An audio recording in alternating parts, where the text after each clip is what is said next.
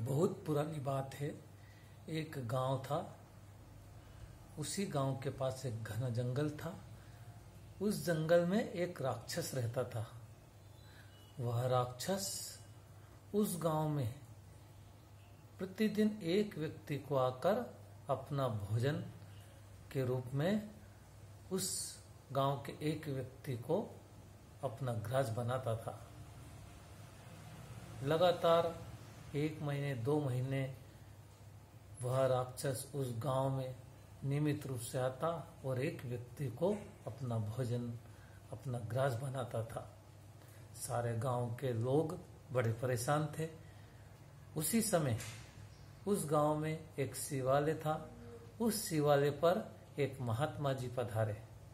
गांव वालों ने मिलकर एक एक करके सबने अपने इस गांव की समस्या का निवारण के लिए महात्मा जी से आग्रह किया। महात्मा जी ने कहा कि ठीक है, इसका निवारण मैं आपको बताता हूं। उन्होंने सारे गांव वालों को इकट्ठा किया और कहा, यदि आप उस राक्षस से मुक्ति चाहते हैं तो एक बड़ा पात्र इस शिवालय पे रखें और सुबह 4 बजे से 6 बजे के बीच इस बड़े पात्र में 1 लोटा दूध डालें। किंतु एक बात ध्यान रखें, कोई भी एक दूसरे को न देखे। अपने घर से 1 लोटा दूध भरें और अंधेरे में आकर इस पात्र में डालें। सूर्योदय के पश्चात कोई भी इसमें दूध नहीं डालेगा। उसके पहले ही सारे घर से एक एक करके आकर इसमें 1 लोटा दूध डालें। वह पात्र में जब दूध भरा जाएगा और वो राक्षस आएगा तो किसी व्यक्ति को अपना ग्रास नहीं बनाएगा। उस पात्र से दूध जो एकत्रित है उसी को अपना भोजन मानकर उसको पी लेगा और आपके गांव में जो यह सिलसिला चल रहा है, इस सिलसिले का अंत हो जाएगा। अगले दिन सुबह सभी गांव के लोगों ने सुबह 4 बजे से एक एक लोटा दूध लाने का क्रम जारी रखा। किंतु आश्चर्य, राक्षस आया और उस पात्र को देखा, लेकिन उस पात्र में अब कुछ भी नहीं पिया और एक व्यक्ति को अपना भोजन, एक व्यक्ति को अपना ग्रास बनाकर अपना भोजन प्राप्त किया।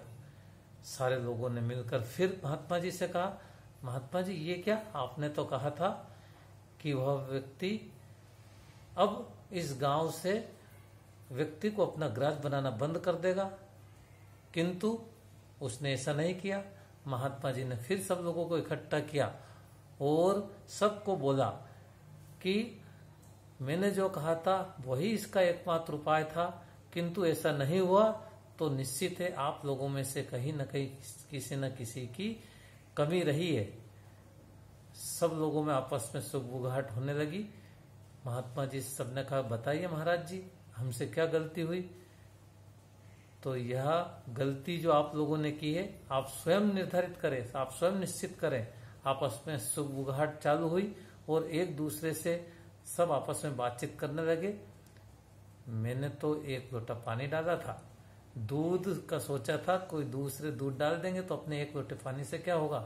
और आश्चर्य इस बात की कि सभी लोगों ने दूध की जगह 1 लोटा पानी डाला। यानी उस पात्र में जब खोल के देखा तो उसमें पानी भरा हुआ था। यानी हर व्यक्ति यह सोच रहा था कि मेरे 1 लोटे पानी से क्या होगा, और उस पात्र में पानी ही पानी था। किसी भी व्यक्ति ने दूध नहीं डाला। महात्मा जी ने कहा कि आप लोगों की यही कमी के कारण वो राक्षस आपके गांव पे आक्रमण करता है, एक एक व्यक्ति को अपना ग्रास बनाता है।